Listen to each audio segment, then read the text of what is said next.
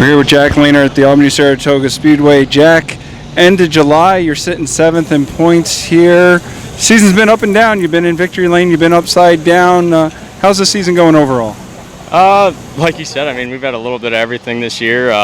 Wrecked cars, motors, and won races. So I'd say it's pretty good. I mean, at least the other stuff, a lot of times you don't really have control over it, so you just kind of keep working with what you got. And we were able to put this car in victory lane and put the 85 in victory lane at Fonda, so that was pretty special. So overall, it's been a pretty good year for us.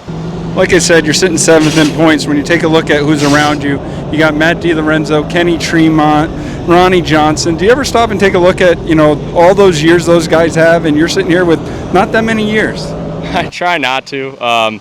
Sometimes, yeah, look back and be like, it is cool what we're doing and how we progressed over the years, but at the end of the day, I try to just look at them as another competitor and try to stay focused on our own stuff and focused on winning races, because that's really what we do this for.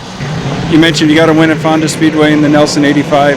Currently the point leader as we head into the Saturday night here at the end of July. What's that feel like? It's great. That's a really cool deal there, especially being leading points right now, and then especially for like Bill and Eric and Tucker and that whole gang over there. They're really enjoying it, having some success.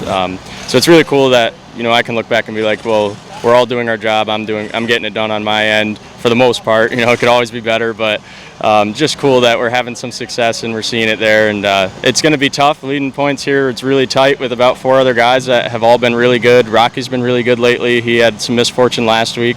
But yeah, we're just going to work as hard as we can at it and see where we end up.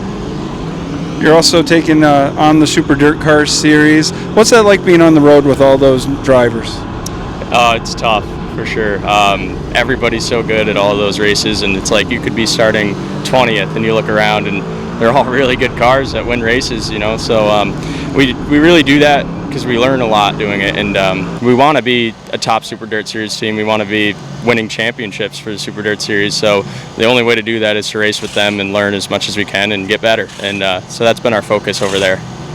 You and I first touched base 2018 at Oswego for Super Dirt Week when we followed you around for the week.